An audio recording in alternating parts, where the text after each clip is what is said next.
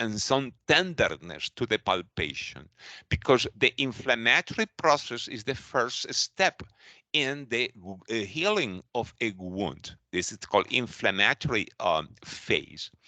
For that reason, you need to be very careful, okay, with this option, okay, because usually, not always, but usually is a distractor. So assess the decline incision for signs of infection. Is this explaining these tremors that make me so, curious? So why they include tremors in the question? And the restlessness. And what about this temperature, which is normal? Infection generally is related with fever. And can an infection explain that this increase in the pulse, in the blood pressure, in the respiration that looks like a sympathetic nervous system, a fight or flight situation activation? I looks like no. And and there is nothing described here. So I think that probably this option is a distractor here that doesn't apply. Infection doesn't apply with this scenario. Let's see. Assesses the client's abdomen for signs of internal bleeding. Interesting. Internal bleeding is a complication that is soon, is early as in the post-op period.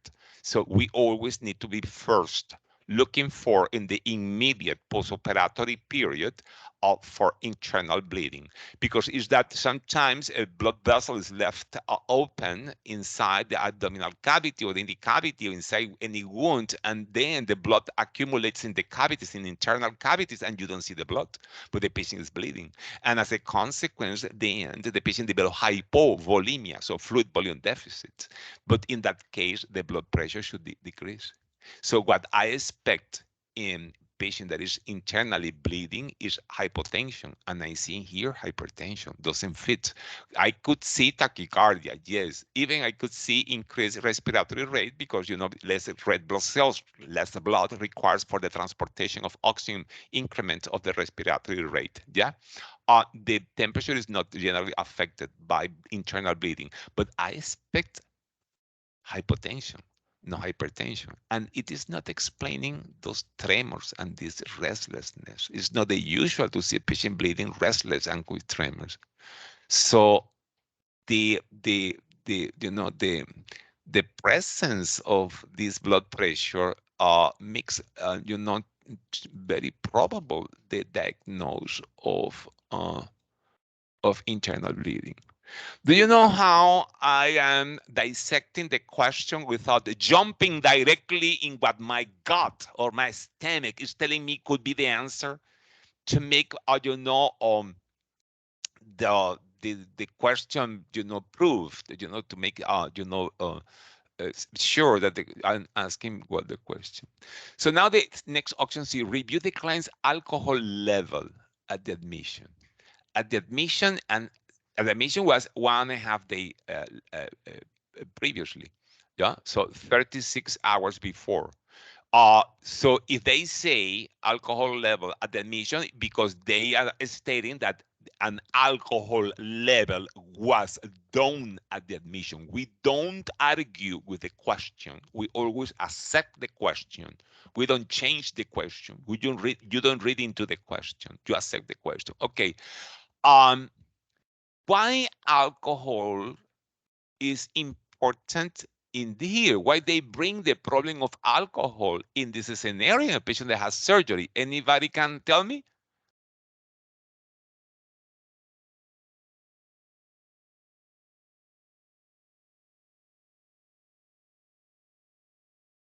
I am you, student. What you say, Sam? I'm sorry, what you said? Because of the tremors? Because the tremors. So, but you should say the answer that I want you from you is because there is a possibility of alcohol withdrawal. Okay, yeah. Withdrawal in any person. Why alcohol withdrawal? Alcohol withdrawal is a possibility because alcohol is the most common substance of abuse in humankind in USA. And sometimes there are a lot of people that are alcoholic and we don't know, are functional alcoholics. It's very common. They don't need to be impaired to the extreme that is evident, but are people that drink every day. You understand? And they drive, they work, they go to their jobs, they live a normal life. And then those people one day needs to be hospitalized. And when this hospitalized because has an appendicitis, they call it cystitis, because it has a fracture, because have a myocardial infarction, is a registered nurse the one that is going to be dealing with this patient. And when this patient that is alcoholic, that drinks every day, is deprivated, is abstain acutely in the hospital of alcohol, after a while, that could be between 24 to 96 hours later, can develop a syndrome called alcohol withdrawal. And you need to know, because it was taught to you in the career, that alcohol withdrawal is something serious, because have lethality. Alcohol withdrawal can evolve to delirium tremens, and delirium tremens has a very high mortality, a mortality that can reach 25% of the cases. So it's important that when a patient is admitted in the hospital, the nurse that is admitting the patient asks, "Sir, do you drink alcohol?" And then the alcoholics suffers a problem, a mechanism of compensation called denial. And the patient is going to answer socially, socially. Okay, yes, I drink alcohol socially. They don't comment to you that they're very social people, no? And they are daily, social, no? And you assume that it's a normal alcohol intake because you are concentrated in the cholecystitis, you are concentrated in the myocardial infarction, you are concentrated in the fracture that is the problem that brought the client to the hospital. You don't give too much importance to the fact that the patient in reality is an alcoholic person, as millions of people are, males and females. And then this person, when it is in the process of the disease that brought him or her to the hospital, and time passes, then can develop the alcohol withdrawal. And then the alcohol withdrawal produces tremors. It's very typical. Yes. And this restlessness is common. And this is something that you need to incorporate, because maybe you don't have that clear. Alcohol withdrawal produces this. Alcohol withdrawal produces elevation of the heart rate and the respiratory rate and the blood pressure, because there is a adrenergic, there is a sympathetic, there is an epinephrine release during the alcohol withdrawal. This is typical. This is characteristic. The presence of tachycardia and hypertension in the initial phases, and the restlessness and the tremors in the initial phases of the alcohol withdrawal. If it is not recognized at this level, the patient is going to evolve to a more severe condition called delirium tremens, in which the patient starts having hallucinations, okay, visual and kinesthetic hallucination. They feel, spiders, bugs crawling on the skin, and also can be seen in the walls. And the patients start having severe altered mental status, seizures, and then develop hyperthermia, rhabdomyolysis, renal failure, and they can die. The alcohol withdrawal is something that is usually diagnosed by the registered nurse, not by the doctors. Why? Because occurs many hours after the admission of a client for another problem. In this case, the cholecystitis, no? And for that reason, the alcohol withdrawal complicates the evolution of the clients after surgery with certain frequency, which is this scenario. And the only one that can, detect, suspect, and realize those symptoms that initially are subtle, are not easy to see, um, is the registered nurse. And that's why it is a common question in your Nclex. If you are aware that you, registered nurse, the license that you're applying for is the one that is going to recognize, to diagnose alcohol withdrawal in your clients, because it is a complication of the hospitalization of a client for another problem that occurs many hours, even days after the initial hospitalization. It is going to be in your Nclex. It's a common common finding in your Nclex. So let's see the last option. They say obtain a nasal cannula and administer prescribed option. Okay, it is not important. Why is not important? Because with an auto saturation 94%, nobody needs as a priority oxygen. It's not a priority in this patient. You don't give oxygen to people that don't need oxygen. And obviously, the probably answer is C for this question. And it's a possible question. It's a possible question in your English. Remember that patients with alcohol withdrawal are at risk of initiating seizures, so should be initiated on seizure precautions. So seizures is an important, um, issue in alcohol withdrawal. And remember that those patients are not treated with alcohol, are treated with the benzodiazepines. Benzodiazepines, okay? The lorazepam, alprazolam, chlordiazepoxide also is used, okay? Are the benzodiazepines used to deal with this alcohol withdrawal. Remember that the thiamine or vitamin B1 is deficient in patients that are alcoholics. So once this patient is diagnosed as an alcohol withdrawal, should be added a part of the lorazepam, okay, the benzodiazepam, okay, a part of the benzodiazepine should be added thiamine. And remember that disulfiram is not, isn't, no, caca, no, disulfiram, okay, or antabuse, cannot be used in the management of alcohol withdrawal because it's a common distractor. You know that disulfiram is used for the chronic, long-term, posterior management of some alcoholic clients that are already, not drinking. Already they quit. When they quit, they could take disulfiram as a deterrent to to recur to for reincidence of the alcoholism, but this is not has not any role in the acute management of the alcoholism or in the management of the alcohol withdrawal. Disulfiram is a no in this scenario because I saw that frequently, and sometimes the students is not thinking too much and say, okay, that um, disulfiram is giving to alcoholics. This is good for alcohol withdrawal. No, don't do that. It is contraindicated in acute alcoholism because it's going to produce the manifestation that are not desired when people taking disulfiram consume alcohol or vice versa.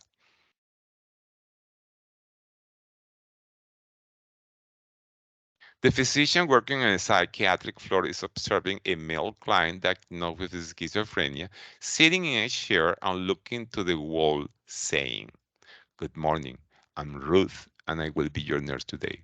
Good morning, I'm Ruth and I will be your nurse today. Good morning, I'm Ruth and I will be your nurse today." Which psychiatric alteration the physician interprets the client is having? Auditory hallucination and illusion and echolalia and flight of idea. What is your answer?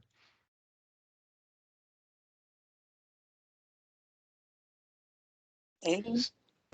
Sí, sí. Okay, so you see that echolalia, yeah? Okay. So notice that when the nurse, okay, came to introduce to the clients in the morning because you make your rounds and you introduce to all your clients. The nurse told the client, the schizophrenic client, okay, it's an schizophrenic client, okay, schizophrenia.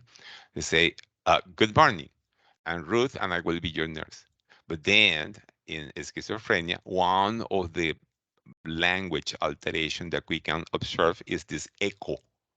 You know what is an echo, okay? And is echolalia, okay? So the patients are repeating what the nurse said, okay? So if this client is saying "Good morning" and Ruth and with your nurse, because it's repeating as an echo what the nurse said, soon few minutes ago when she introduced, okay, to the client, okay, and this is called echolalia. Echolalia, okay. Can be changed. For example, or you say the client hello, and the client start hello, hello, hello, hello, hello, hello. Okay, it is an echolalia. Okay. Um, when a client says that is hearing voices that don't exist, or or music that doesn't exist, or any sound that doesn't exist, is an auditory hallucination. Okay, in that case, when there's a distortion of the perception that only the client is experiencing that. But an illusion is something that exists, is an stimulus that exists, but has a bizarre misinterpretation by the client. It can happen also in schizophrenia. So maybe the client is hearing, I don't know, the ring of the door, and then say that it is, I don't know, is an is the horn of a chip that is going to crash with the door. Okay, so it's a very bizarre misinterpretation of us of something that exists. It's called illusion. And flight of idea is when the mind so fast, thinking so fast that the client is speaking, is manifested when the client is speaking, is jumping from one topic to the next in a no sequential way. So it's like the ideas are so fast in their mind, okay, that when they speak, you don't see, connection in what they say. So they start saying, okay, the moon is in the night, okay. The cornflakes was cold this morning, okay. The horse, okay, beat the cow. The car is driving too slow. So you say you have several ideas that was sent a sequence one after the other very fast, but they don't have connection one with the other because the mind of the client is so fast that is jumping from one topic to the next. They started thinking about the moon, the later with a horse, the later with a car, with no relation. The nurse is preparing to administer the MMR vaccine, okay, measles, mumps, rubella vaccine to a 6-year-old child of normal constitution. Which of the following angles the nurse chooses to administer this vaccine, A, B, C, or D? Notice that this angle is 90 degrees. Okay, this is a 90 degrees angle. This angle is half 90, is 45 degrees. This angle is much more acute. This angle is like 30, okay, 30 degrees. And this angle is very acute. This angle is like 15 degrees, okay? So you need to have an idea how to interpret an angle, no, an angle, because you need to put the needle in relation with a horizontal, no, which is the skin, and then to have an idea. So it is useful. For some of you, it's useful to, and you can do that in the test. You can, in the screen, put your pen and see that. So summarizing, if this is the vaccine that is going to be administered, which one you choose, which angle you choose to administer this vaccine?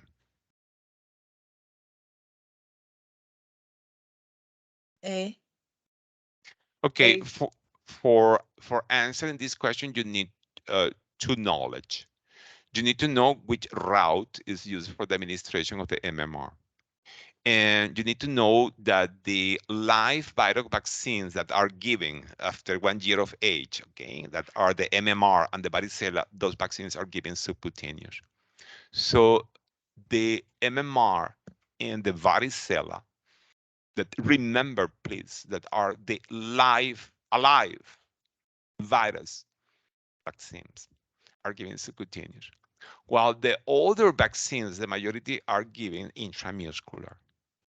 Okay, and the only one that is not given intramuscular is the rotavirus is giving orally, oral, in the mouth, okay? And polio inactivated polio vaccine could be given subcutaneous or intramuscular, but usually it's given intramuscular together with the others, okay? But the majority of the initial vaccines that are given to babies are given intramuscular in the vastus lateralis. But the MMR and varicella, which are live virus vaccine, which is very important that you remember, are given after the 1 year of age, okay? And are giving subcutaneous. So this is the first knowledge that you need to have. And second, the second knowledge is to know which angle you use for subcutaneous. So now that I make this correction, what is your answer? I heard, but I suppose that you say B as in boy, yes? Yes, B as a boy. Correctly. So the answer is B. Okay, so you can have this question with those pictures in your Nclex, yes. And notice that you need to apply two knowledge to answer correctly this question. First, to know what is the route of administration of the MMR, and second, you need to know the angle of the subcutaneous. This is frequent. Profesor, yes. Yes. Disculpe que te interrumpa, necesito decir algún momentico porque ahorita estoy un poquitico apurada. Yo quería hacer una interrupción porque yo hice mi Nclex el martes y quería interrumpir nada más para agradecerle a usted por todo lo que nos ha enseñado y porque definitivamente no hay mejor repaso para pasar ese Nclex que los videos suyos y los repasos suyos. You found use of my videos, okay? But sí. you know my video.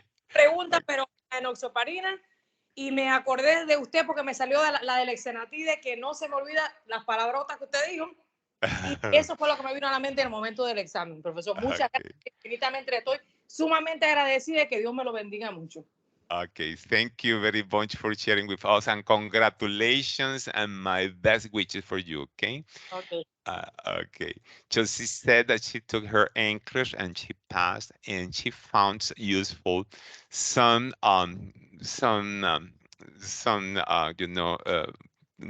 classes that I have recorded are all over. In her case, were very useful the Spanish version of those classes. Okay. And she said that it's useful to study, that if you study, you pass your Nclex, okay? And that's what she wanted to say. And I am very happy to, when some of you share with us your happiness, okay? Because this is what I wish for all of you, that after all this effort, time, and money invested in your career, at the end you get a license that gives you the possibility of moving on in your career. Okay, this is my best wish for you. Okay, let's continue. Which of the following is the correct statement in a client with a syndrome of inappropriate antidiuretic hormone?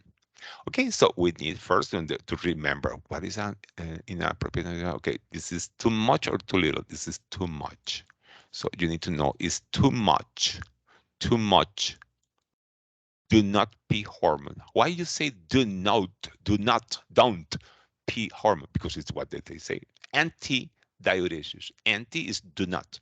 No. And diuresis is peeing, that the action of micturition, the action of voiding, okay, of emitting, eliminating urine, okay, anti-diuretic hormone. This is the hormone, do not pee hormones, and then you have too much of this hormone. Once you understand in your brain that you have too much hormone that says don't pee, you don't pee. That's the consequence, you don't pee. And this is the inappropriate antidiuretic hormone. When a person for A, B, or C reason is producing too much, more than needed, do not pee hormones or antidiuretic hormones. And they're asking what is true in this syndrome, in this situation. So let's see, level of antidiuretic hormones are lower than normal. You know that it is wrong, because the first that I did when I read in the question an inappropriate syndrome, if syndrome of inappropriate antidiuretic hormone, okay, or SIAD or SIAD, okay, this is too much. This is the first that I need to memorize. This is something that you need to memorize, because the opposite condition is too little, okay? And when it's too little, is diabetes insipidus. This is the other condition, diabetes insipidus. But they are not talking about diabetes insipidus. They're talking about SIADH, which is too much. So it's not true. Okay, so now comes something more difficult. The plasma, sorry, osmolarity is elevated. So we need to know, and it's something that I learned in high school, that osmolarity is a term, a measurement that scientists created to measure the thickness or the concentration of a liquid, a solution. And when the concentration is very concentrated, there is a lot of solute dissolved in the liquid, the osmolarity is increased, is elevated. And where is the little solute, when there is diluted, is watery, okay, the solution is decreased. So they say the osmolarity in the plasma is elevated. So the plasma is concentrated, the plasma is dry, the plasma has a lot of solute and little liquid.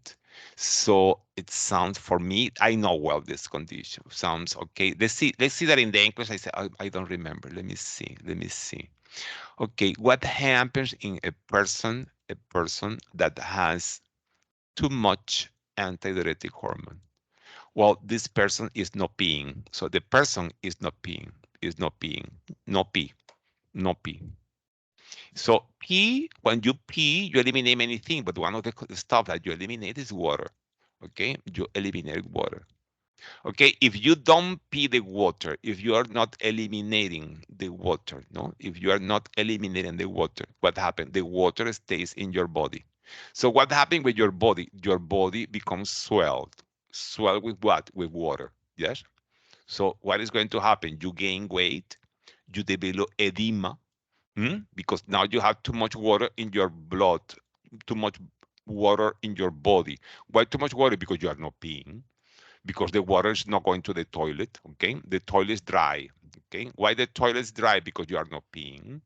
So, and what happens with the plasma, if the plasma has too much water, okay, become diluted or concentrated? Becomes diluted.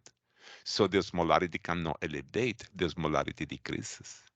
So if you avoid memorizing and you make this logical interpretation, even with stupid, silly, drawings, as I do, okay, you conclude that it is wrong. It is wrong, and you can rule out this. So now we are left with two. Reabsorption of sodium by the renal tubules is increased. Oh my goodness. Oh my goodness, it is even more difficult. What means that? Okay, the kidneys have tubules, no? Tubules, yeah?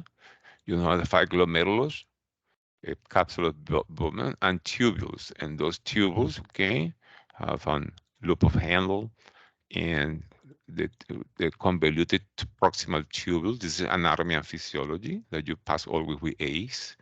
Okay, the distal convolute tubules, the collector tubules, and those tubules you filter what is going to be the urine, but in those tubules, okay, the kidneys are going to reabsorb back, okay, is going to reabsorb back to the blood, to the blood, to the blood vessels that are parallel to those tubules. You are going to reabsorb back, okay, the sodium and the water that is filtered here. Most of the sodium and water that you filter here is reabsorbed back. For any person that had, okay, started with me and study renal failure, should remember that I said that you filter each hour 6,000 milliliters of urine, but you only pee in this hour, you only pee 30 to 50 milliliters. What means that? The big majority is reabsorbed back, okay, to the circulation of what you filter in the glomerulus. This is what occurs in the kidneys. One of the substances that influence of the hormones that influence in this reabsorption is the aldosterone. Aldosterone is a hormone that we produce in the adrenal glands that makes the sodium and water be reabsorbed and the potassium being excreted. That's why sodium and water for me, potassium for the toilet, is something that sometimes I use in my classes to make people have some mnemonics. And so aldosterone is the main responsible of the sodium reabsorption. Okay, and we are not talking here about aldosterone. We're talking here about antidiuretic hormones. So antidiuretic hormone has nothing to do with the sodium that is what the option is talking about.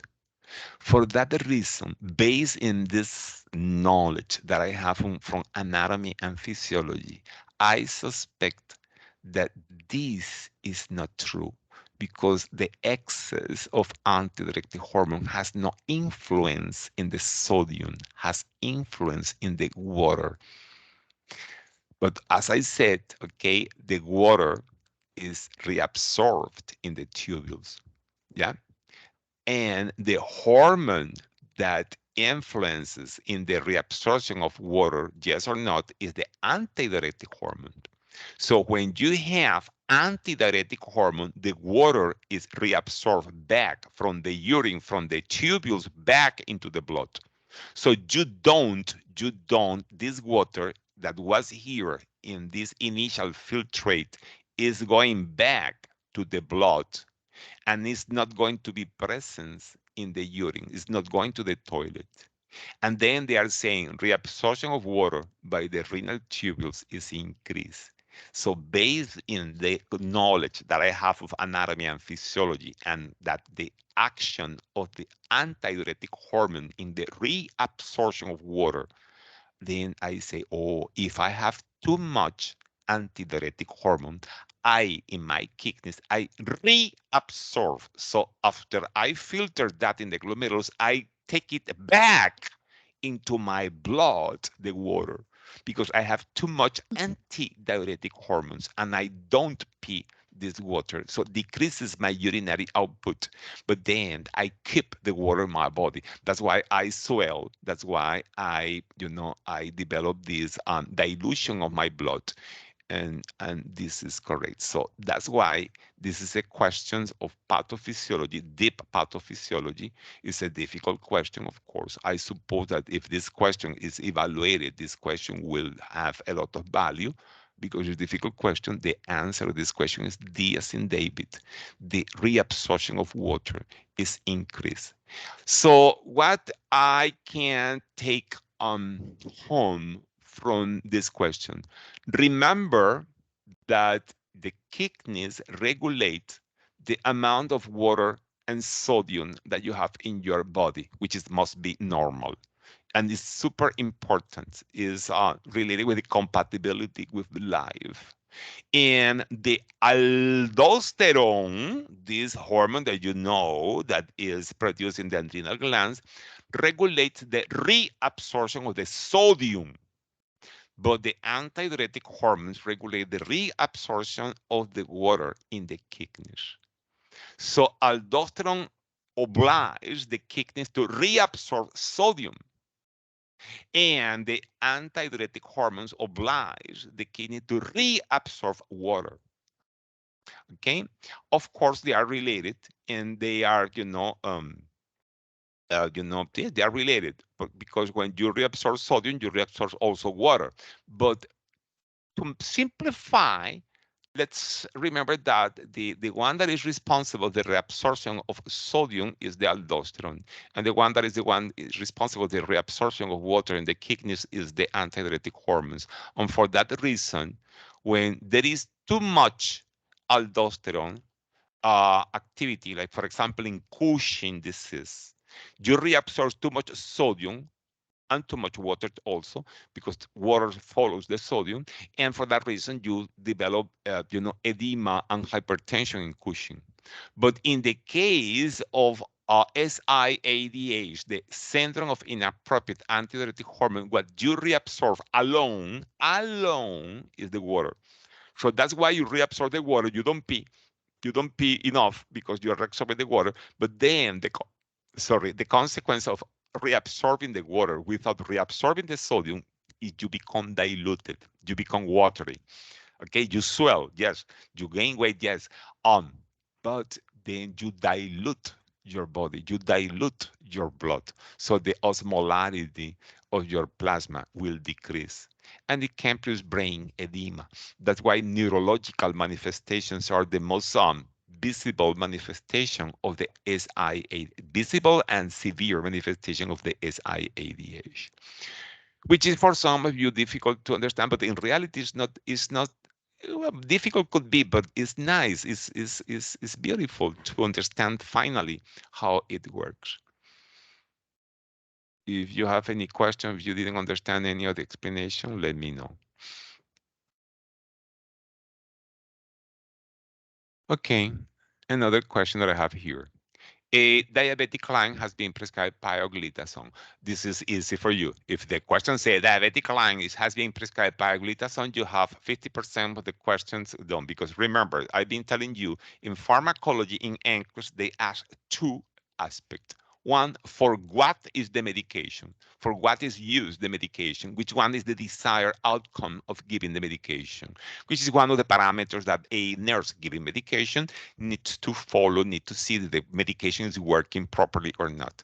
But the second aspect, the other 50% of the pharmacology question is which side effects could have this medication that you need to monitor. In the case of the pioglitazone, it looks like the question is about this other 50% because they gave you already, they gave you as a gift, okay, for what is the medication. Obviously, it's for diabetes. Knowing that it is not insulin, you know that it's for type 2 diabetes. This is something that you can conclude from this statement here, from this sentence here. But let's see the question, which new finding should the nurse notify the provider? So it's an undesired, it's a severe, it's important side effect or adverse effect. And they say headaches, nausea, hypertension, A1C 7%. So let's start ruling out the stuff that is nonsense. What about hemoglobin A1C 7%? Is this bad or is good?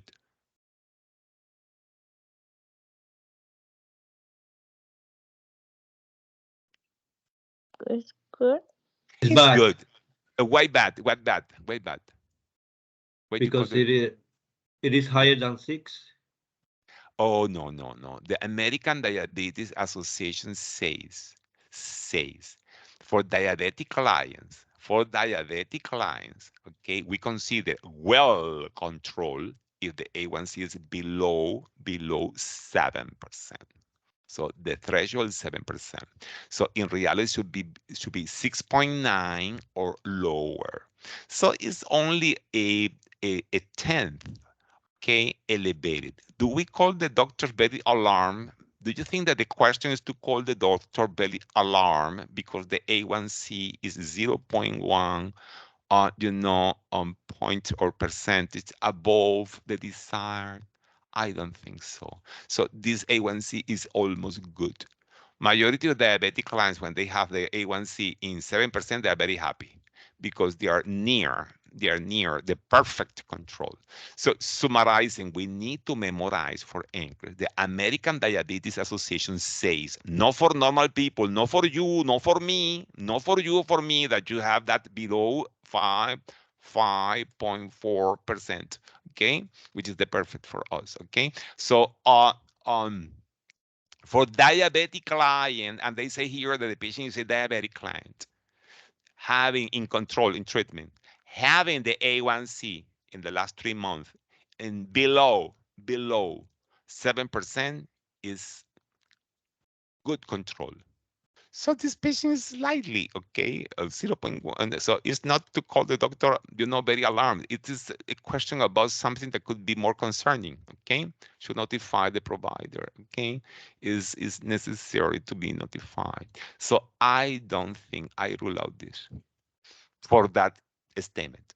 You can verify in your book, you can verify in American Diabetes Association what they said is the adequate control of diabetes based in A1C, which is the best test to evaluate the treatment, to the efficiency of the treatment. So now we have headache, nausea, hypertension. Okay. Do you think that nausea, wanting to vomit, nausea, or having upset stomach, or having, nausea, is something to call the doctor? It is not. Usually, it's not something important. So we could live between headache and hypertension. Suppose that you don't have any idea of which one is the answer to this question. So you should, if you were in your anchors, to start. Suppose that you don't have any idea. Okay, pioglitazone is the Actos, is the brand name, Actos. Okay, the brand names is a tablet. Okay, and it's a medication for type 2 diabetes. Okay, we don't need to go deep in the mechanism of action of the medication. Yeah, but it is the desired outcome is to have a better, okay, a well-controlled A1C. Um, um, the the the medication have, as any medication, that as side effect the risk of hypoglycemia, low glucose. But when they are talking about hypoglycemia, they go more specifically for symptoms of hypoglycemia, no? Like sweating, cold sweating, anxiety, tremor, palpitation, tachycardia, etc. Okay, so they're not talking about this. Another, okay, side effect that had the pioglitazone, apart of the hypoglycemia. So now you rule out nausea because it's not specific, it's not something alarming. This because it is okay. So it's between headaches and hypertension. So now you have 50%. If you don't have any idea of that, you have 50-50, percent of, guessing, okay, the question. What you need to know is that the problem of the pioglitazone is that pioglitazone produces retention of fluids, retention of sodium and water. So the person that has high blood pressure or the person that have heart failure, okay, congestive heart failure, okay, and diabetes, okay, should not take pioglitazone, because the retention of sodium and water that produces the pioglitazone can elevate the hypertension, the blood pressure, and can decompensate heart failure. So the adverse effect, a part of the risk of hypoglycemia, the pioglitazone has and is classically tested, is that produces retention of sodium and water, so produce edema. And this is something that makes worse the hypertension and heart failure. Because again, headache is something, non-specific, because it's a headache. It's not specific. It's not a very important symptom. Okay, I'm going to call the doctor immediately because the patient has a headache. Okay, many of you maybe have a headache in this moment and you are not calling 911 for that. Nausea is not specific. This is okay. By strategies, you could be able to answer this question even without knowing, without remembering that when you study pharmacology, when you study diabetes, you should, okay, study pioglitazone, and you should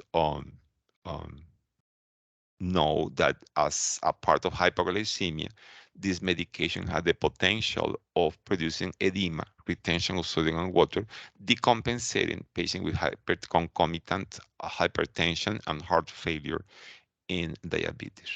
This is about what it is the question. So remember that we nurses give medication that are prescribed by the prescribers, but we need to know what we are giving. We cannot give the medication just following the order blindly without knowing what we are giving. We are not supposed to do that. And when the anchors is asking questions about pharmacology, are asking, one, for what is the medication, if you know for what is the medication, and second, which side effect you need to monitor.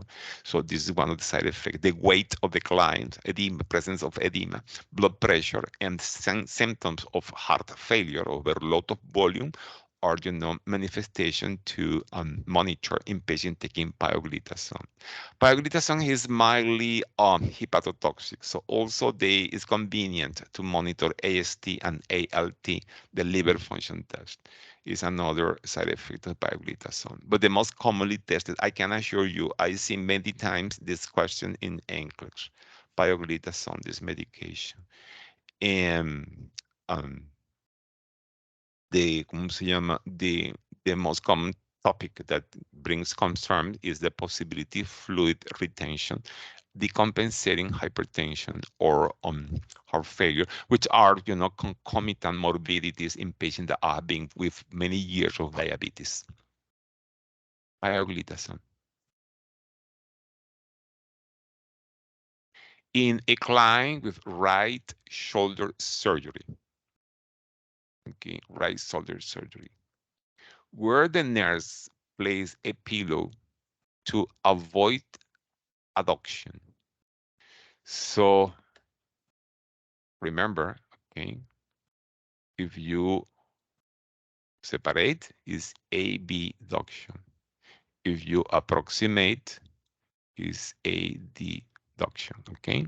So adduction, okay? For we, the people that speak Spanish, we say abierto, okay? If abierto is written, abierto is open, okay? Is open, but in Spanish written with B, AB, abierto, yes? So it's easy to remember. For the people that have bad memory and need help with mnemonics, okay? So if you don't want adduction, where you place the pillow in under the wrist, under the elbow, under the axilla, under the shoulder blade.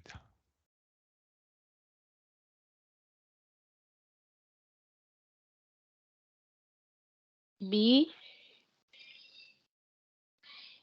Okay, if I don't want the person, C. approximating, okay, that, okay, do you put the pillow under the elbow or you put the pillow under, sorry, esta no funciona, under the armpit, okay, under the armpit, okay. So you need to, if you don't want this hand, this extremity, this upper extremity going toward the body, where you place the pillow, okay? If noticing that the shoulder is here, you don't want adduction of the shoulder, yeah? So, so if you put that under the elbow, okay, under the elbow, okay, under the elbow, you still can have adduction of the shoulder, but you want to avoid. If you don't want adduction of the shoulder, I think that you need to put the pillow under the axilla. Any one of you want to argue with me about this, or we don't agree, we don't understand? What do you think?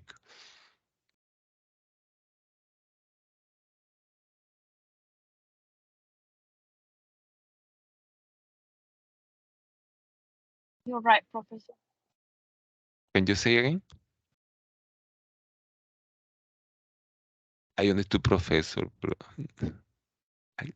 I'm sorry. Well, MIU students don't participate. They are very. Sir, sorry, I say it's okay. Did you agree? You agree? Okay. Yes, Everybody understanding what I'm saying? Okay, so I assume that you understood that. Okay, so I can move then. Yes, Okay. Professor. It's Okay. under the axilla. When I have a meeting with another schools or groups, I need to keep people quiet. Stop, quiet, don't. In MIU is different. MIU is people don't participate. It is my experience with MRU. Saber que se puede. MRU, they don't participate. Le tenemos Okay. miedo. Okay, I don't care. I don't care. I'm more stubborn than you. Okay, I'm Es more miedo. stubborn. Ay, ¿cuál es el miedo? Y que le fueran a cobrar por eso. I'm more stubborn than you, okay? So if you think that you're stubborn, okay, I'm more stubborn than you, okay? If you are, how you say that, shy, we say that in Spanish, acomplejado. Okay, if you are, why? What is the reason we're here? Everybody knows here that we are preparing for English. We're preparing for English because we don't know the stuff. Okay, so what is the best way? What is the best way of learning? Okay, say something wrong, and then I correct you. So when somebody's saying the elbow, say, pero ven acá, in the elbow, you still can approximate the shoulder, the arms, okay, to the body. I think that it's better to put that in the axilla, and you say, ay, es verdad, ay, it's true. And then what happens as a consequence of it? We learn. Okay, but when you, yeah, no, I don't want, I'm very, self-conscious of what other can think of me, because, my image need to be perfect, because, please, stop it. This is what I don't like MRU. I don't like MRU. I have having problem with MRU. I'm having serious problem with MRU. Okay, very serious problem, and really one thing, I cannot be myself when I'm dealing with my student. But I want to shock you, to scold you, as I would like to be scolded, to react, to understand that you are in a predicament. You need to learn. You need to learn, and if you want to be successful in life, you need to be passionate, passion to learn. Okay, not this, this passive, okay, aloofness that that I classically find in my students. My goodness, okay, I cannot remember. I don't want to remember the morning class of pharmacology. All the students looking to the window, and I'm, acting and speaking and clarifying there, and now having half the class repeating the class. I'm so frustrated, but no, I'm more stubborn than you. If you think that you're stubborn, you don't know me, how stubborn are you. You need to learn anyway of the other. The nurse, okay, sorry for the catharsis, but I need to speak up. The nurse carries out an order of chest X-ray in a client who has just placed on an implantable cardiovector defibrillator. So you need to know what is an implantable cardiovector defibrillator. It's very similar, or even is including a pacemaker. So this is something that you need to understand, and you need to have an idea, because what's playing, at least I explained that in the class, when somebody has an AV block, okay, has a pacemaker implanted, okay, and a patient with AV block, okay, there is a disconnection between the atriums that are here and the ventricle. They are disconnected. So the doctors need to introduce, okay, vamos a hacerlo por la izquierda. Need to introduce, okay, and need to introduce in the superior vena cava a catheter. So a catheter, the catheter, read, is introduced through the subclavian, okay, in superior vena cava, atriums, and ventricles, a cable, okay, and then this cable is left in the subcutaneous, and then a device, okay, is placed in the subcutaneous. So now the client is going to have a wound here with stitches, and under the skin is this device, and this cable is, is left there connected here. So this pacemaker also can be a device so complicated that is able to recognize if the client needs an electrical shock to cardiovert or to defibrillate a ventricular dysrhythmia. So this device can detect if the heart starts having, something that needs to be cardioverted, or something that need to be defibrillated, and then can generate an electrical shock directly to the heart, okay, to defibrillate or cardiovert. And this specialized pacemaker is an implantable cardiovector defibrillator that works at the same time as a pacemaker, but also as a device that can, shock a client, in case of need, even when they are in their houses, ambulatory, because the patient is going to have this device the rest of his life or her life. Okay, so now that I explained that for any person that never heard about these ICDs and these pacemaker hubs are implanted, okay, let's see the question. The nurse carries out an order from chest X-ray in a client who had just placed on an implantable cardiovector defibrillator. So now I understand what the patient has. Which complication of the procedure the nurse knows could be detected in the X-ray? Pneumonia, pericarditis, pneumothorax, pulmonary embolism. What do you think? Pneumothorax.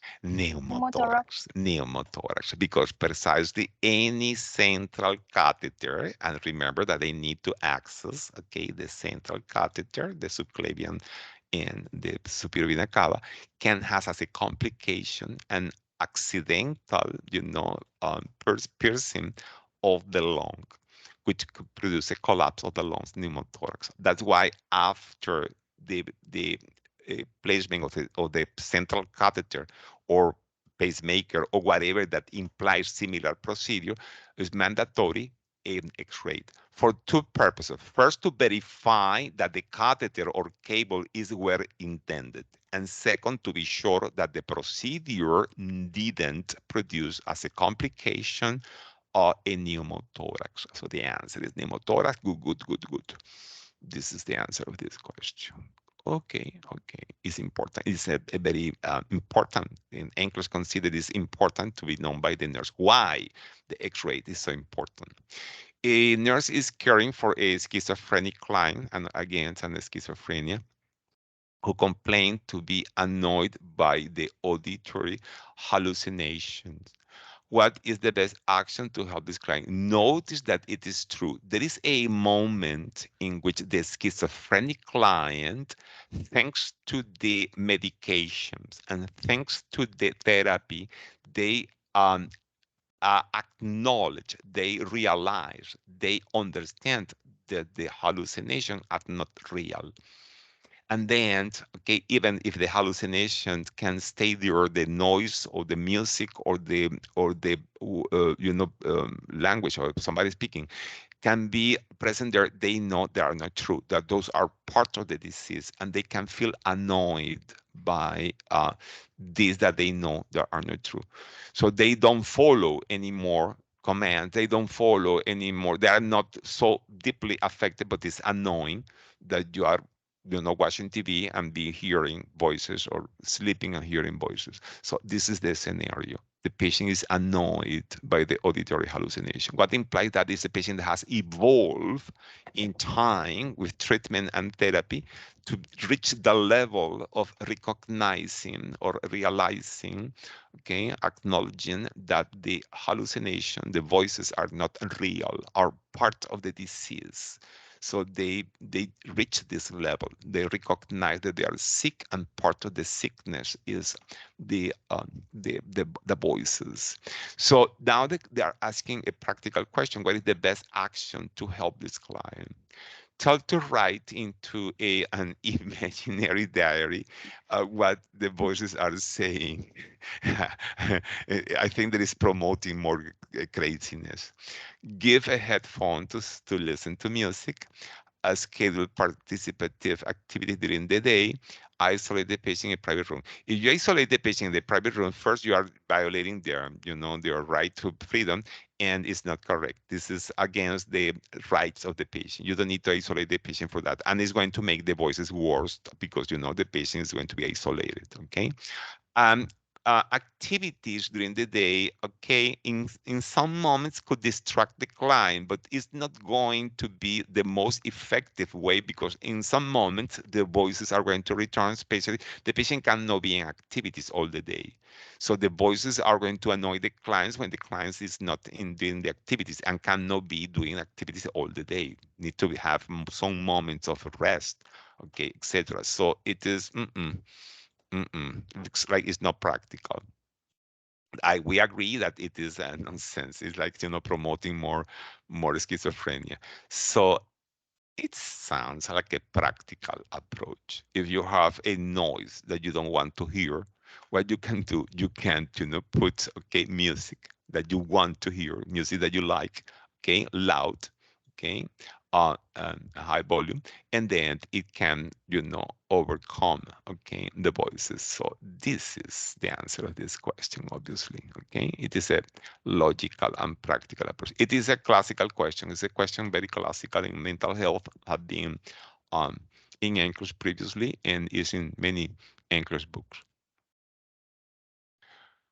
What the nurse expects to find in a client with a lesion of the dorsal peroneal nerve. Okay, so it is a question that has been, and it is a nerve that is frequently affected in trauma, fractures, and surgery. If they say peroneal nerve, where do you think is this nerve? In the arms or in the legs?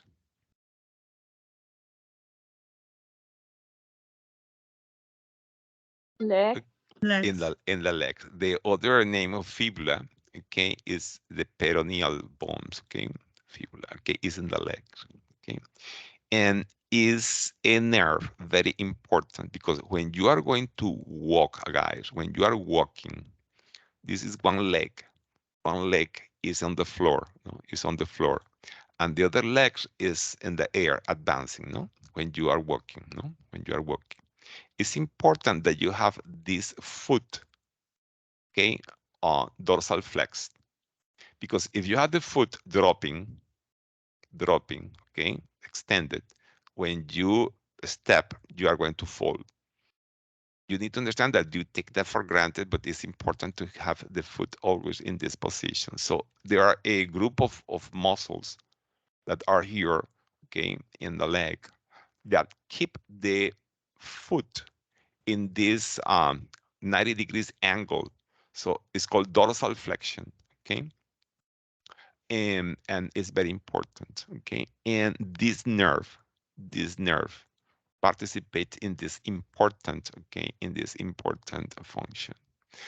And this nerve is one of the most commonly damaged, is the most commonly harmed by trauma and surgery, the dorsal peroneal nerve.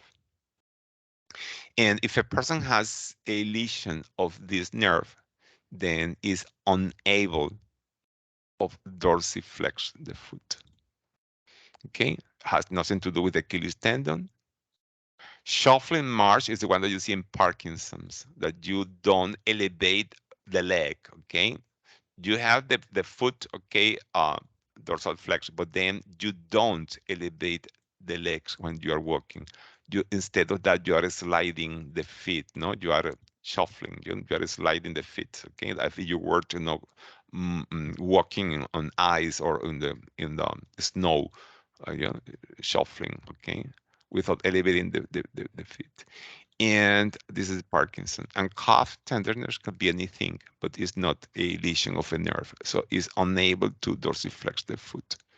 Another easy one. But it's good to know to recognize this nerve as an frequently affected nerve in fractures and traumas of the legs, even surgery, In the moment of the patient started walking is when this appears, because this is going to be a drop foot. A nurse is caring for a client with a diagnosis of lithium toxicity. Today, another student that passed the Nclex told me that had a lot of questions about lithium toxicity in her test. what should the nurse know about lithium and toxic levels? So what is true? No, we are looking what is true. Let's see. The toxic level is narrowly close to normal level. I like this because it's what I understand as a narrow therapeutic range. Medication that are very delicate, like digoxin, anticoagulants, aminoglycosides, medication for seizures, lithium, that requires blood levels. Why? Because in blood, the concentration here is okay, is therapeutic, no? But the concentration here is toxic. So the space, the range that you have for being good to be okay is very narrow. That why is I like this topic because I know that lithium is a narrow therapeutic range. The toxic level is close to the normal level. The toxicity level is very far from the therapeutic level. This is the opposite, and this doesn't make sense. When a toxicity level, the toxic level, is far from the therapeutic level, there is a big distance. It is a safe medication, a medication that frequently is over the counter. What means that you don't need prescription to buy the medication, like acetaminophen, like many medications that have very wide, okay, therapeutic range, and that's why are over the counter, because the possibility of reaching toxic levels is very rare, So it's obviously not true. Lithium, it needs doctor's surveillance, doctor's prescriptions, and monitorization of the dose.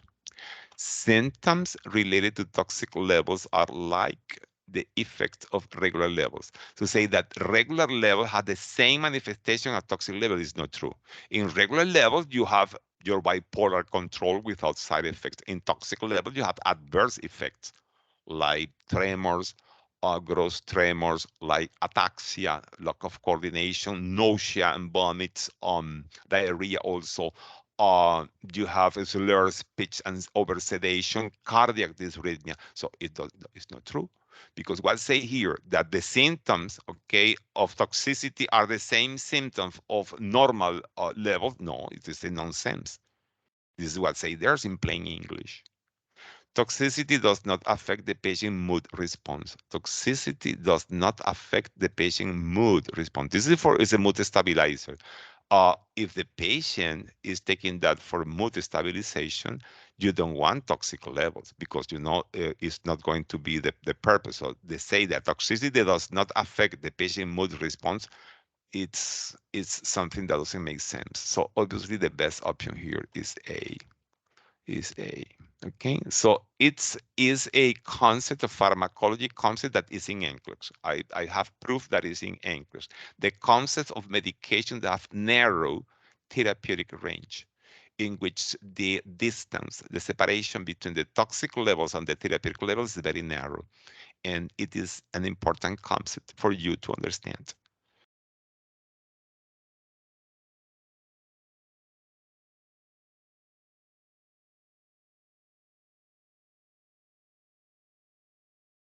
The home health nurse is dispensing a home visit to a male client with active tuberculosis to supervise treatment evolution. So what you understand here is a home health nurse. So what means that the patient is at home and the patient was diagnosed with active tuberculosis. Tuberculosis can be diagnosed of two ways, okay? Latent and active. When somebody has tuberculosis, there are two types, latent and active. Latent is when the bacteria is in the lungs, is in the body, but is not active, is not producing symptoms. One is not producing alteration of the X-ray. Two, so the X-ray of the chest is normal, the lungs are normal. And three, the patient is not expelling the bacteria in the sputum, so it's not contagious. Three, those are the three characteristics of latent tuberculosis. The patient has the bacteria, but is sleeping, is dormant in the lungs. So no symptoms, no X-ray, so the X-ray is normal, and is not contagious. The patient has active tuberculosis has symptoms because the bacteria becomes active and is producing inflammatory symptoms in the lungs and systemic symptoms, fever, etc. So symptoms positive. Second, the X-ray tends to be abnormal if it's pulmonary tuberculosis, which is the most common. Yes, we can have tuberculosis outside the lungs. It's important, it's Nclex question. You can have tuberculosis in the meninges, in the bones, in the adrenal glands, in the kidneys, okay? But the most common is in the lungs. And three, the patient is contagious uh, um, because it's expelling the bacteria in the sputum. But then this patient with active tuberculosis is hospitalized, must be hospitalized because need to be isolated in urban precaution. You understand? Urban precaution. But then after started the treatment, in 2 to 3 weeks after initiated the treatment, the patient, okay, with active tuberculosis is not contagious anymore.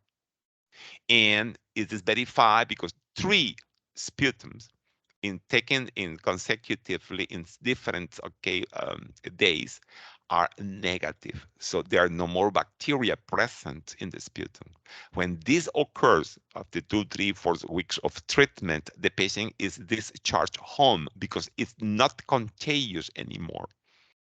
Are you following? No. So now the patient needs continued treatment almost 1 year. No, the treatment is long, but at home. Why? Because 3 sputums are negative, the patient is not contagious anymore, okay? So please understand what means, okay, active, because active means that the patient has activity of the tuberculosis, okay? But depending of the stage of the moment of the treatment, could be contagious or not, okay? Very good. So clarify that. If you don't understand, ask me. Don't be shy. Don't care what people say or think. You don't care. Okay, but this is the reality. Now that we clarify that, then the home nurse visiting is depends on home visit to a male client with active tuberculosis to supervise treatment evolution. The treatment is supervised. It's called direct observation therapy, DOT, which finding confirms the nurse that the client understood. So we are going to go to the correct, no? The teaching. Client keeps his cups and eating utensils apart. Client wears a regular surgical mask before leaving his house. Client cough, covering his mouth with a tissue and washes hands. Client limits his alcohol intake to few beers on some weekends. What is the correct option here? A. A. Okay. A means that the patient is contagious. Okay, A as an apple means that the patient is contagious, is infectious, is keeping cup and utensil apart because it's infectious. And we already stated that when the patient is discharged home, is not infectious anymore. So this is not A. So you won't forget because you were, brave and you speak up. You won't forget my explanation why I don't agree with you. That is A, and I think it's going to help you to rule out that in the future. Okay. So now C. which one? C.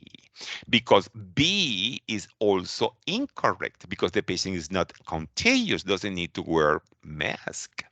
And the hospital, when the patient was contagious and needed to go out of his or her isolation room, the patient had to place a regular surgical mask over his nose and mouth. Yes, but now the patient is not contagious. So B is no. And let's see, limits the alcohol. No, ningún alcohol limit. No alcohol. You know why no alcohol? Because the majority of the medication for tuberculosis, including the isoniazid and the rifampin, are hepatotoxic. And when you are taking a hepatotoxic medication, you are not allowed to take alcohol, not even a little, because it's unnecessary risk. So it's like, I'm going to smoke less. No. You are not going to smoke less. You are going to quit smoking. Yeah. And no, I'm going to drink a little. No, you are not going to drink a little. You are not going to drink at all if it is contraindicated. Okay. So yes, I agree with you. If I were in my English, this is correct. But this is not only for TB patients. This is for any of us. When we have cough of sneezing, we knees or calf in our elbows, and or with it, or we cover with a tissue, and we discard that carefully, and because it could have flu, could have coronavirus, could have any virus or bacteria, and wash our hands. This true. It's called cough etiquette. Okay, it is called the cough etiquette. Okay, that is not only for tuberculosis, it's for any situation, and all you has been educated in that because I seen that you know how to do that. My students know how to do that. I observed that. Sorry. Okay. Okay. A client with terminal pancreatic cancer and pulmonary metastasis is receiving hospice care at home. So look at the scenario: terminal pancreatic cancer, pulmonary metastasis, hospice at home. You understand that this patient is a patient that the signs and the patient and the family gave up because it's the moment of give comfort. There is no possibility of survival. There is no possibility of cure or control. And this patient reports increasing shortness of breath and the associated anxiety. When they say associated anxiety, is guys, the number one, you need to understand that. We take that for granted and sometimes, but a nurse must understand that. The number one need in this life is the need for air, the need for oxygen. Okay, it's not the need for money, it's not the need for food. No, no, no. It's water. No, no, it's not the need for sex. It's not the need for anything. It's not the need to pass the English. The number one need in this world is the need for air that we take for granted. But for some people, this need is not satisfied. Is not possible. And this is the scenario. And when you are not obtaining enough air, enough oxygen, your brain enters in panic. And for that reason, there is a lot of anxiety. This is the scenario. You need to visualize in the question the scenario. You need to integrate yourself in this. That's why I say that you need to have a little passion, okay, to be a nurse and to be a nurse student, to study and to learn, okay? Which prescription should the nurse implement first? Hydrocortisone, albuterol, morphine, oxygen. D. D as in, D. D as in David, oxygen. Okay, oxygen. Okay, any other opinion? So obviously, glucocorticoid was ruled out. I agree. Albuterol, bronchodilator is not going to help on this client because of metastasis in the lungs, and obviously, this is not going to be a problem of bronchospasm. Uh, okay, and then the oxygen. Okay, do you know that the oxygen enters through the airway? This patient had the airways, okay? And then, so they did no problem in the airways in this patient. And then the oxygen is going to reach the alveoli, and then in the alveoli, you are going to have some blood vessels that comes blue, okay, with that oxygen, and then get the oxygen there, and then this oxygen goes to the heart, to the left heart, and the left heart sends that to the brain, and the brain becomes happy. No, the brains become happy because receiving oxygen, because the gas exchange is happening here. But now suppose that there is a tumor, okay, that is okay producing a change in the anatomy and the physiology of the lungs with metastasis there. And these tumors are produced the impairment of the gas exchange. okay, and the patient is terminal and is requiring comfort and is having shortness of breath, and there is no hope of improving this, and the patient is suffering because of the shortness of breath, okay, and it's a concept in hospice. And I ask you, okay, any of you have any moment being exposed to hospice, any time has seen, similar situation? Do you know if morphine is used in those clients for not for pain, but for the sensation of shortness of breath called dyspnea? Okay, have you heard something about this? Yes, Professor, but not sublingual. I've seen them giving them morphine via injection. Oh, in shots, okay. No, but it's also given sublingual. In hospice, you are going to have morphine, given to the family at home in drops, okay, and is administered sublingual. Yes, it's given sublingual. It's given sublingual. Yes, I see that. My aunt, when she was in hospice, okay, they gave me, okay, the morphine in drops, okay, liquids to be administered sublingual. Yes, yes, it's rapidly absorbed sublingual. It's like the nitroglycerin, that can be quickly absorbed sublingual. It's a fat soluble medication, so it's a good route to be given sublingual. So when it's at home, you know, when it's not in the hospital or in the in nursing homes or nurses, um, they're giving orally. Okay, so the tendency in those patients is to deal with the dyspnea, okay, with morphine more than with oxygen. Doesn't mean that cannot be given oxygen. Oxygen can be given, but it's not going to be enough. Uh, it's not going to be enough in those cases.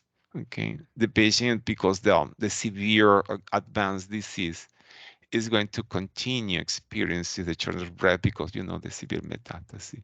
The answer to this question is C as in cat is morphine, because the scenario, because it's a hospice client with a terminal condition, experiencing a severe discomfort as a consequence of the lungs metastasis. And yes, it's true, elevation of the head of the bed is going to improve to help. Administration of oxygen is going to help, but this shortness of breath and associated anxiety requires, justify, and this is the doctor's order, is the protocol in hospice to administer morphine for the dyspnea. So it's the most effective and rapid, okay, medication to improve this terrible discomfort that this patient that anyway is going to die is experiencing. Another variation of this question that I've seen in Nclex made the question even more difficult, because they state that the patient has a respiratory rate that is, below normal, 10, 8, even if the patient is hospice, the patient is terminal, okay, and we know that it's going to die. It's hospice, it's MD order, it's ethical, it's the protocol, is accepted, is legal. Even if the respiratory rate is low and the patient is experiencing shortness of breath, okay, and anxiety and is suffering, we give the morphine even when the respiratory rate is lower than normal. When we are dying, we are dying, we still are suffering, and when we are dying, the respiratory rate starts, decreasing. We are, we languish, we decrease until we stop. Okay, it is something that you as a nurse need to learn, that we die is part of the life to die, and dying with comfort, okay, dying without unnecessary suffering is part of nursing, is part of the medicine, and is part of nursing. Okay, the hospice cares is part of your medicine, so you need to learn that, and it's tested in Nclex if you're aware of that. Okay, so the option here is morphine. Oxygen is not going to be enough. to deal with this horrible sensation. Morphine, yes, very effective. The patient immediately improves. And yes, sublingual route can be used with morphine, especially in those That's patients what that. threw me off, Professor. Say again? So thank you, because when I Oh, saw okay. sublingual, Okay. Yeah, you that's why doubt I chose the because oxygen. you didn't Yes. know that, but at home I can assure you that is use sublingual.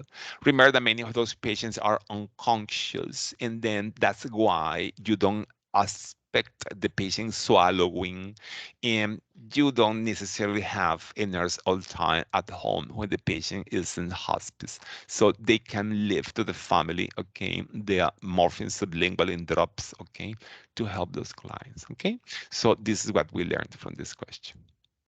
The nurse assigns client to rooms on a pediatric unit. The nurse should assign which client to a private room. So isolation, or because it's infectious, or because it's immune suppressed, or because any reason, but need a private room. 3 years old with hemoglobin 7, 4 years old, oxygen saturation low, 5-year-old white blood cell count 20,000, elevated, leukocytosis. 6-year-old platelet count in normal. This is normal. So we can rule out there is no need of isolating a patient with normal platelet. You must know you have contraindication of leaving alone isolated a patient who have respiratory distress. A patient with respiratory distress is better to be with people that are supervising the client. So it should be near the nursing station, should have the door opened, and there is no need of isolating the client. So a patient with anemia that probably is going to receive a transfusion, okay, doesn't need to be isolated. But what is the problem with this patient? Two possibilities. Possibility number, infection, ¿verdad? That it could be an infection, and we don't know what infection is. And second, leukemia.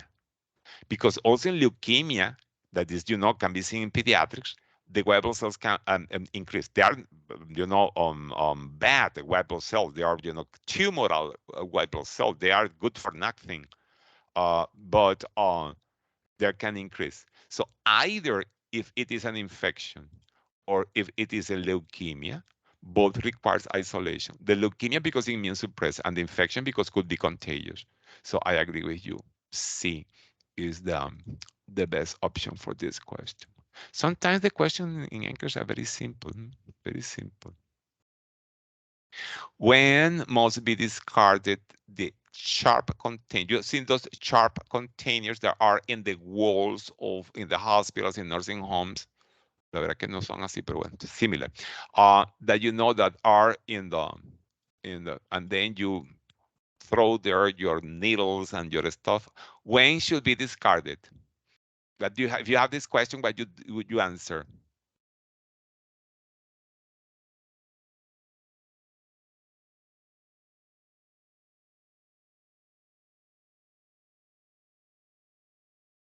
Sí, sí, B.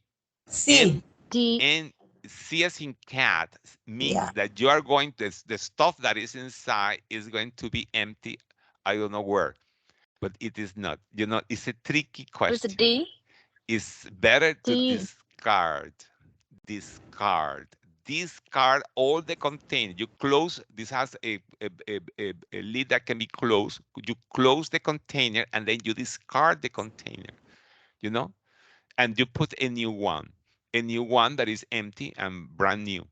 So you discard, you don't empty. You see that there is here a word that is important because there is a difference between discarding the container and emptying the container. Okay. So emptying the content is a risk because now you are going to be exposed to the sharps that are inside. And discarding is the right. So, and you will discard when it is 1/3, fourth from the total. Okay, is like here. So you divide that in 4. 1, 2, 3, 4 is full until here. You don't wait until the needles are protruding, okay, through the mouth or the stuff to discard that. When it is 3 quarters of the full, then you discard all the container, okay? So take care, look at the questions. I have sometimes words to trap you, because emptying, I never would be, emptying what is inside a container into biohazard, because no. It is a no. Don't empty. You discard all the container when it's 3/4 full. Okay, good. A client with history of violence is being treated with paranoid schizophrenia. When the client becomes loud, threatening to throw a glass of water to the nurse and is disturbing the rest of the client during lunch, the nurse immediately places him in seclusion as a precautionary measure. The client willingly comply to the seclusion. The nurse action A. So you see the scenario, no? The patient becomes inappropriate, and then the nurse initiated seclusion. But the patient was, obedient. The patient was not so violent. Willingly comply with the seclusion. You see the scenario, no? See. So the question say the nurse action A, leave the nurse vulnerable for charge of assault and battery. B, was appropriate in view of the client history of violence. C, may result in charge of false imprisonment by unlawful restraint. D, was necessary to maintain the therapeutic milieu of the unit. What your answer? D. I think that I understood C as in cat. C. Yes? I would say C. C as in cat. Okay, C as in cat. Okay, if the nurse is not touching the client in this process, okay, and the patient, you say patient enter in the room and you don't touch the client, there is no battery. Okay, there is no battery, okay, implied, because battery when you touch the person without the person's authorization. Okay, if you apply a physical restraint, if you tie the wrist of the client, it could be battery. But in this case, when the patient, you say enter the room, and the patient willingly, enters in the room, there is no battery. There is no battery. So I rule out this. It is not appropriate. Okay, even if the past history of violence, it is not appropriate what you are seeing here, but there's no reason to put this patient in seclusion. Still is not necessary, and there is no doctor's order. Okay, and B and D, B as in boy and D as in David, the same, because it says was necessary to maintain the therapeutic milieu of the unit, okay, to have the calm of the units and the therapeutic environment of the unit. It's the same as B, so obviously C is the best option. It is false imprisonment, okay? This is a false imprisonment when you put the person in seclusion, when you restrain a person and prevents the patient from moving freely, it is called false imprisonment. The same when you deny the right of a person to live against medical advice. Okay, the last guy. A client has been admitted to the coronary unit with chest pain and this EKG. So the EKG is not so important, but it's something interesting here. You remember that I said sometime before that there is a horizontal line called Ed.D segment after the QRS that should be at the same level, that if it is up or down, this level is not normal. In this case, notice that ¿cómo se llama? The ST segment is elevated, no? Is above the baseline. You see that? So it's an ST, there is an ST elevation, and probably MI, no? Porque it's the STEMI, ST elevation MI, STEMI, no? ST elevation MI. So you see the elevation. You see how elevate, you see that? Okay. I don't know if it's going to be in your ankle this way, but yours it's not difficult to see. It's something that you can identify. So you at your level you should be able to recognize an STEMI, in EKG. Which of the following nursing diagnosis should have a priority? Pain related to ischemia, because the patient tenía chest pain, had chest pain. Risk for impaired gas exchange related to heart failure. Risk for sudden death related to ventricular dysrhythmias. Acute anxiety related to loss of health. What do you think is the priority? This is a difficult question. It's not easy. What do you think? C. You say C, a risk of sudden death because of defibrillation. Any other opinion? B. B as in boy. Risk for impaired gas exchange related to heart failure. Okay, I don't agree. Why? Because this patient is not in heart failure. There is nothing describing here heart failure. Is a patient having an MI? Is a patient with an MI? MI can be complicated with heart failure. I agree with you, but it's a risk. It's a risk. It's a risk. Okay. If I have in a balance, okay, an actual diagnose and a risk diagnose, okay, and both had the same level of importance. Which one has priority? The actually present, or the one that can happen in the future? What have more weight? What is more important? What is priority? The Actual. actual. So do you see that? Do you see that? Do you see that? Do you notice that? It is an element of ¿cómo se llama eso? Fundamentals that is applied here. So I want to consider that the risk of heart failure, yes, is a possibility, but it's not mentioned here. So it is not the best option here. It's not a priority, and it's a risk diagnosis.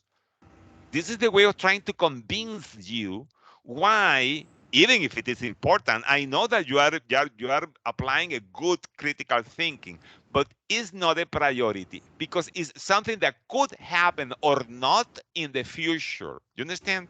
That's why risk diagnosis have a secondary priority over actual diagnosis. And it's the same situation with C. Then it's A, Professor.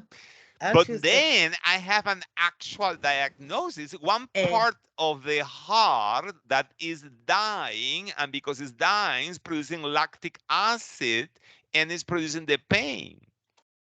That's why it's so important to understand that meanwhile there is pain, there is heart death.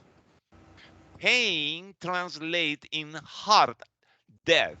At the beginning, the MI is small, but continues growing. And the bigger, the worse, no?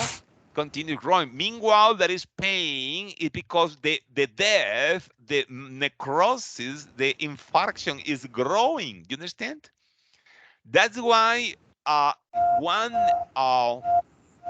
outcome that is desired in the acute management of the myocardial infarction is the elimination of the pain, because the elimination of the pain translates that the process of extension of growth of the necrosis has been stopped.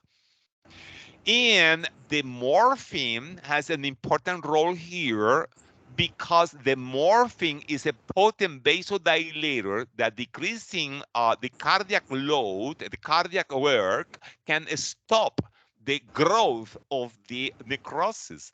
The same as the nitroglycerin. If the oxygen saturation is low, is the role of the oxygen. And also the aspirin. That's why the aspirin, the morphine, and ¿cómo se llama? ¿Cómo se llama el otro? El nitroglycerin and the beta blockers have demonstrated reduction of the mortality in myocardial infarction is because they stopped the growth of the necrosis, the advance of the size of the death of the myocardium. So the priority here is this actual diagnosis A. It is true, it's very impressive that the client could or not die of a ventricular fibrillation. Okay, it is important to have in mind. But if I need to put in a balance, I need to put the actual problem, that is the process of dying, the heart through pain related with ischemia, over the risk of having heart failure, cardiorrhythmia, is going to win the pain related to ischemia. And that's why I told you, usually in prioritization questions, pain is not the priority, except because all the rules have exception. Chest pain, the pain of the compartment syndrome, the pain of the worst headache of my life that translates brain hemorrhage, etc., etc. So this is my defense, that if I were in my Nclex, I would marking A over C, which is so important. Is I acknowledge the importance of your decision of C, and I respect you for your choice. But paying for a strategy, for concept, for is an actual problem that translate growth of the area of necrosis versus the possibility or not of having a cardiac dysrhythmia. You understand? That's why here the priority is paying wins, paying trumps, okay, on C. Okay, guys, this is what I have for you today. Any question, any doubt? Are you good? Thank you, Yes, Professor. Professor. Okay. Thank you. Thank you. Okay, continue studying and okay, see you soon. Bye-bye. Thank you. Bye-bye. All right. Have a good night.